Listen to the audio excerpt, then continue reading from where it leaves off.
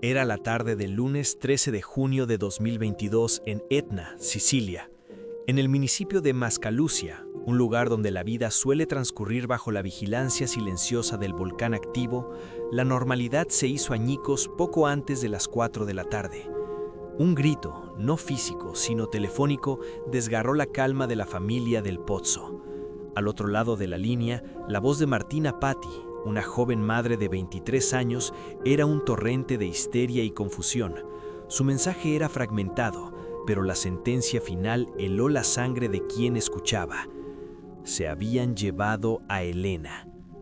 Elena del Pozzo, una niña que estaba a punto de cumplir 5 años, acababa de convertirse en el centro de una pesadilla.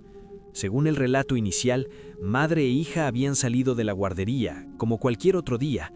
Elena, descrita por sus maestras como una niña brillante, sociable y cariñosa, había corrido a los brazos de su madre al terminar la jornada. Subieron al coche, emprendieron el camino a casa y en la zona conocida como Piano de Tremestieri, un tramo de carretera desolado, el destino las interceptó. Martina narró a las autoridades y a su familia una escena sacada de una película de acción. Un vehículo desconocido les bloqueó el paso, obligándola a frenar en seco. Del auto descendieron 3 hombres. Iban encapuchados, sin rostros, sin identidad, solo violencia. Golpearon la carrocería, forzaron la puerta y con una precisión aterradora arrancaron a la pequeña Elena del asiento trasero. No pidieron dinero, no hubo negociación, solo una amenaza velada, una advertencia oscura dirigida al padre de la niña, Alessandro del Pozzo.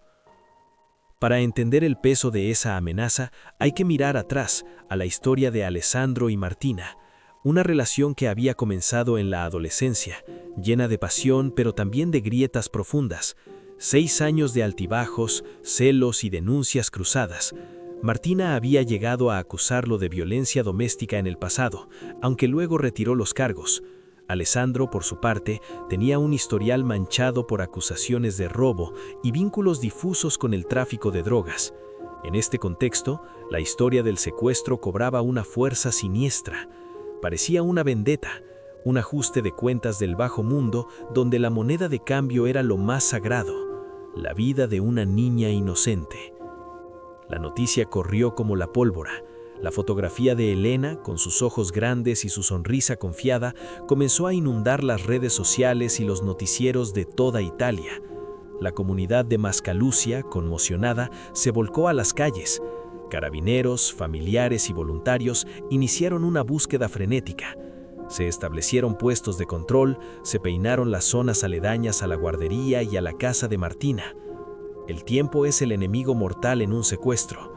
Cada segundo que pasa reduce las probabilidades de un desenlace feliz. Mientras la imagen de Elena se compartía miles de veces, generando una ola de angustia colectiva, es inevitable preguntarse qué oscuros mecanismos mueven a los seres humanos a cometer actos que desafían toda lógica.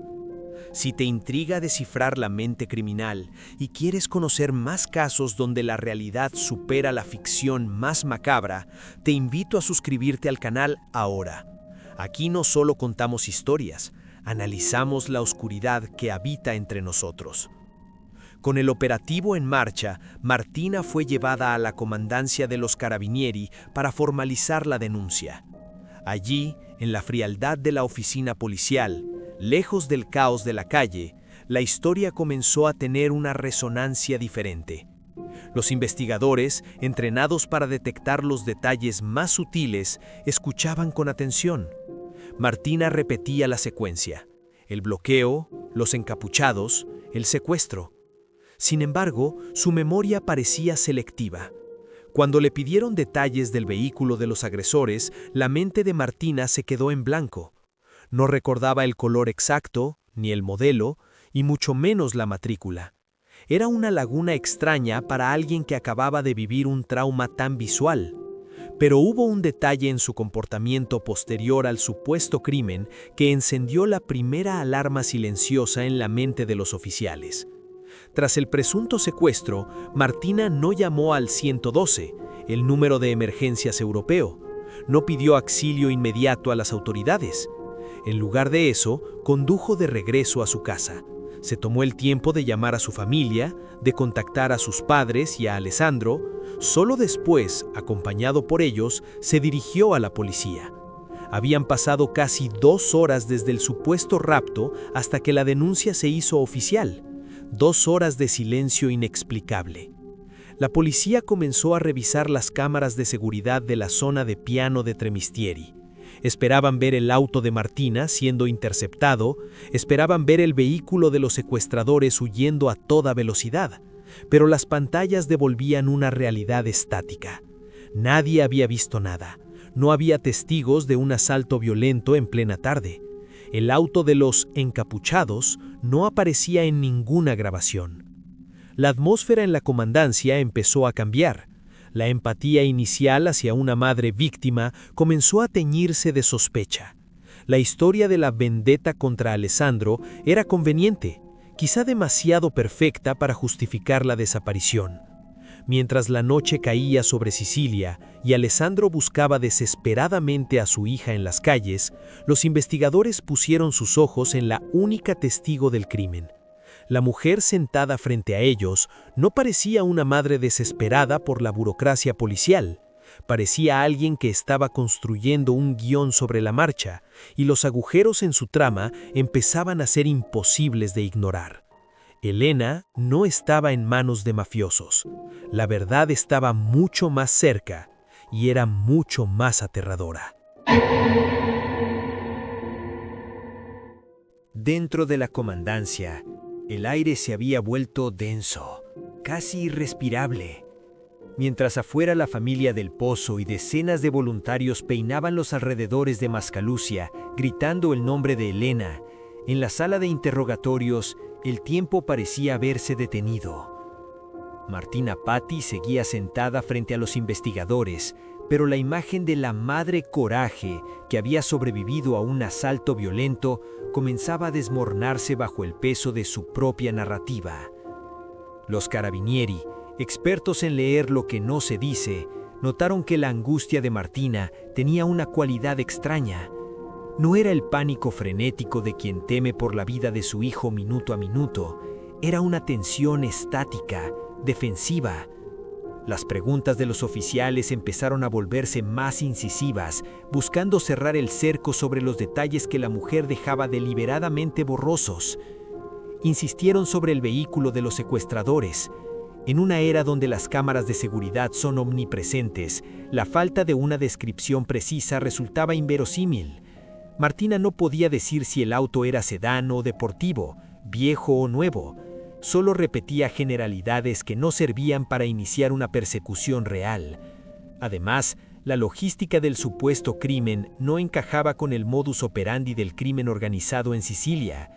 Un secuestro a plena luz del día, cerca de una escuela y sin testigos, ejecutado por profesionales que no dejan rastro, pero que, contradictoriamente, permiten que la única testigo ocular se marche ilesa para denunciarlos, era un rompecabezas cuyas piezas no pertenecían a la misma caja. La policía verificó cada segundo de las grabaciones de la zona de Piano de Tremistieri. El resultado fue un vacío absoluto. Ningún comando armado, ningún frenazo, ninguna intercepción.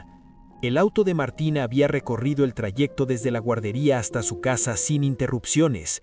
La tecnología, fría y objetiva, estaba gritando una verdad que los humanos aún temían verbalizar. Pero lo que terminó de inclinar la balanza de la sospecha fue el comportamiento de Martina inmediatamente después del supuesto hecho. Los investigadores no lograban comprender la lógica de una madre que, tras ver cómo arrancan a su hija de sus brazos, decide no marcar el 112. En lugar de activar la alarma más rápida posible, Martina había optado por conducir hasta su domicilio. Se tomó el tiempo de cruzar el umbral de su casa, de estar sola unos momentos, antes de avisar a sus propios padres y al padre de la niña.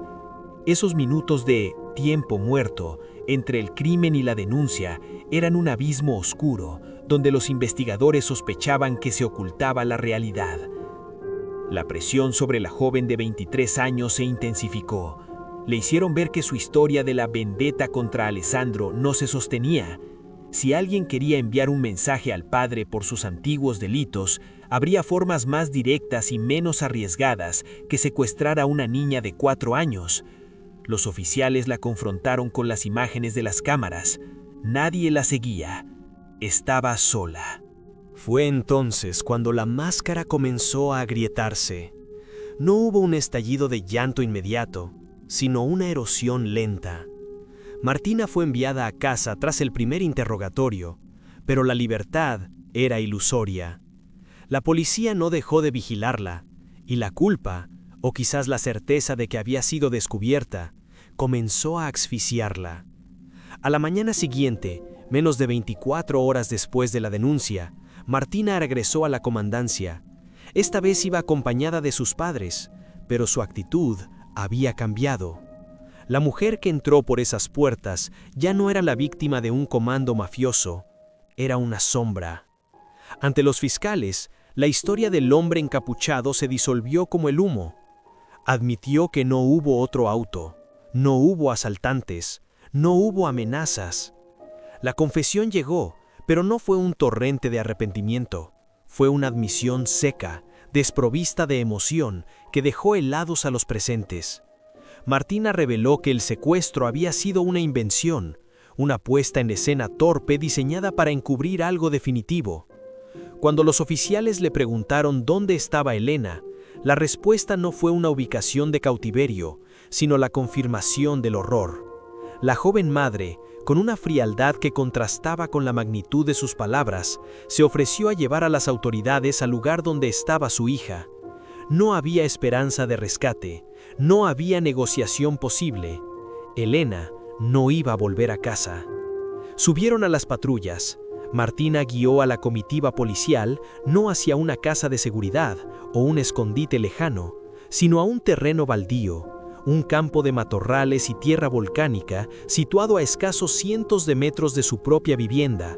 Era un lugar que ella conocía bien, un sitio donde solía ir a sembrar espárragos, un rincón de naturaleza muerta bajo la sombra del Etna.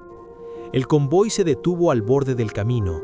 El silencio en el lugar era absoluto, solo roto por el viento y el sonido de las portezuelas al cerrarse. Martina señaló un punto específico en el terreno, un área donde la tierra parecía haber sido removida recientemente y cubierta con torpeza por ceniza volcánica y maleza. Los carabinieri acordonaron la zona, conteniendo el aire. La madre se quedó allí, de pie, observando con una distancia emocional que resultaba casi clínica, mientras los oficiales se acercaban a lo que parecía ser un montículo de basura negra. Lo que estaban a punto de descubrir confirmaría que el verdadero monstruo no llevaba capucha ni venía de afuera. Había estado conduciendo el auto familiar todo el tiempo. El terreno baldío, una extensión árida salpicada de matorrales y ceniza volcánica, se convirtió de repente en el epicentro del horror. Bajo la luz implacable del sol siciliano, los oficiales de la científica se acercaron al punto que Martina había señalado. No había nada a simple vista que delacara la tragedia, salvo la tierra removida y una acumulación extraña de bolsas de basura negras, apiladas con una mezcla de prisa y ocultamiento. Al abrir las bolsas, la realidad golpeó a los investigadores con una brutalidad física. Allí, envuelto en 5 capas de plástico negro, yacía el cuerpo sin vida de la pequeña Elena. No estaba simplemente escondida, había sido desechada.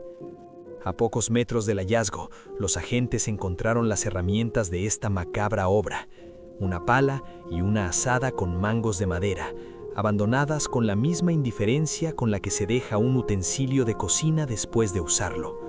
La autopsia posterior revelaría una ferocidad que contrastaba radicalmente con la imagen pública de Martina, la estudiante de enfermería tranquila y agradable. El cuerpo de Elena presentaba más de 11 heridas punzantes. Un cuchillo de cocina, que nunca fue encontrado, había sido el instrumento de un ataque frenético. Sin embargo, lo más escalofriante para los forenses no fue solo la violencia de las estocadas, sino la agonía. Elena no murió al instante. La mayoría de las heridas eran superficiales, dolorosas pero no letales. hasta que un corte final en la arteria subclavia, en la base del cuello, selló su destino. La niña había sufrido, confundida y aterrada, a manos de la única persona en el mundo programada biológicamente para protegerla. Mientras los forenses trabajaban en el campo, Martina intentaba explicar lo inexplicable en la sala de interrogatorios. Su relato oscilaba entre la amnesia conveniente y destellos de una lucidez perturbadora. Aseguró a los fiscales que no recordaba haber atacado a su hija. Tenía la imagen de un cuchillo en la mente, pero no recuerdo haberlo sacado, dijo con voz monótona. Habló de una especie de apagón, describiendo la sensación de ser poseída por una fuerza ajena, como si en ese momento ella fuera otra persona. No recuerdo qué pasó por mi cabeza, no tenía pensamientos, afirmó, intentando pintar el crimen como un acto impulsivo, un cortocircuito mental momentáneo. Pero la evidencia física y la reconstrucción cronológica de sus acciones posteriores contaban una historia muy diferente, una donde la locura dejaba paso a una fría racionalidad. Tras el ataque, Martina no se derrumbó junto al cuerpo de su hija, no gritó pidiendo ayuda en un ataque de arrepentimiento súbito. En su lugar, ejecutó un plan de limpieza metódico. Enterró a Elena en un hoyo que resultó ser demasiado pequeño, forzando el cuerpo de la niña para que cupiera, una acción que probablemente causó lesiones post-mortem adicionales. Cubrió la tumba improvisada con tierra y ceniza para camuflarla con el entorno. Luego regresó a su casa, se duchó para limpiar la sangre de sus brazos, se cambió de ropa y se deshizo de las prendas manchadas. Todo esto mientras su mente ya estaba tejiendo la coartada del secuestro. Tuvo la frialdad de dañar la cerradura de su propio coche para simular la fuerza bruta de los asaltantes inexistentes. Cada paso que dio después de salir de ese campo estaba diseñado para salvarse a ella misma, no para llorar a su hija. La supuesta enajenación mental que alegaba su defensa se topó con un muro infranqueable cuando los investigadores profundizaron en la cronología previa al crimen. La teoría del arrebato espontáneo se desmoronó al descubrirse un detalle que heló la sangre de los fiscales: el hoyo. La investigación determinó que Martina había llevado la pala y la azada al terreno antes de ir a recoger a Elena a la guardería. Esa mañana, mientras supuestamente salía a hacer ejercicio, preparó la tumba. Había cavado el agujero horas antes de que la niña saliera de clase, horas antes de ese supuesto momento de locura. No fue un impulso repentino al ver un juguete olvidado o al tener una discusión. Fue una ejecución programada. Cuando Martina besó a Elena en la puerta de la escuela, cuando la subió al auto y le ofreció un último postre en casa, ella ya sabía que esa tarde su hija iba a morir. La niña estaba caminando hacia una trampa que su madre había cavado con sus propias manos esa misma mañana. La premeditación era absoluta y el abismo de esa maldad dejaba sin aliento incluso a los veteranos de la policía siciliana. Con la premeditación al descubierto, la pregunta que resonaba en toda Italia, desde los titulares de prensa hasta las conversaciones en las plazas de Mascalucia, era una sola: ¿por qué? ¿Qué podía llevar a una madre a planificar con tanta antelación la muerte de su hija de 4 años? La respuesta, según la investigación y el perfil psicológico trazado por los expertos, no se encontraba en una enfermedad mental compleja ni en voces alucinadas. Se encontraba en algo mucho más terrenal y corrosivo: el odio y los celos. El llamado síndrome de Medea se convirtió en la referencia inevitable. Martina no mató a Elena porque la odiara a ella directamente, la mató para destruir a Alessandro. La niña se había convertido en un instrumento, un arma arrojadiza en la guerra fría que Martina mantenía con su expareja. Los investigadores descubrieron que Martina estaba obsesionada con la nueva vida de Alessandro.